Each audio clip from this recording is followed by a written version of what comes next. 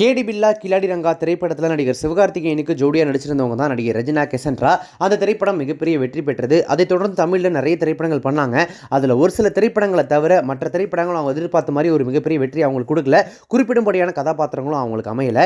இப்போ தான் ரீசெண்டாக விடாமுயற்சி திரைப்படத்தில் அந்த ஆக்ஷன் கிங் அர்ஜுன் கூட சேர்ந்து ஒரு முக்கியமான கதாபாத்திரத்தில் அவங்க நடிச்சிருக்காங்க. அதற்கான ப்ரொமோஷன் இன்டர்வியூவில் நடிகர் சிவகார்த்திகேயன் கூட சேர்ந்து நடிச்சதை பற்றி அவங்கள்ட்ட எழுப்பப்பட்ட கேள்விக்கு அவங்க என்ன பதில் சொல்லியிருக்காங்க அப்படின்னா, நானும் சிவகார்த்திகேயனும் கேடி பில்லா கில்லாடி ரங்கா படத்தில் நடிச்சிருந்தோம். அந்த படம் வெளியாகி 12 வருஷம் ஆயிடுச்சு. ஆனால் சிவகார்த்திகேயன் அப்போ எப்படி இருந்தாரோ அதே மாதிரி தான் இப்பவும் இருக்காரு. அதில் எந்த மாற்றமும் இல்லை. அவர் கூட நடிக்கும்போது அவர் இவ்வளோ பெரிய நடிகராக வருவார் அப்படின்னு நான் கொஞ்சம் கூட எதிர்பார்க்கல. ஏன்னா இருக்கிறதுலே ரொம்ப கஷ்டமான துறை தான் சினிமா துறை.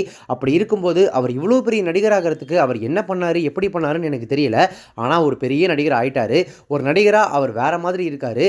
ஆனால் அன்னைக்கு அவர் எப்படி இருந்தாரோ அதே மாதிரி ஒரே மாதிரி தான் இன்னைக்கும் அவர் இருக்காரு அப்படின்னு சொல்லி சிவகார்த்திகேயனை பற்றி ரொம்ப வெளிப்படையாக பேசியிருக்காங்க ரெஜினா.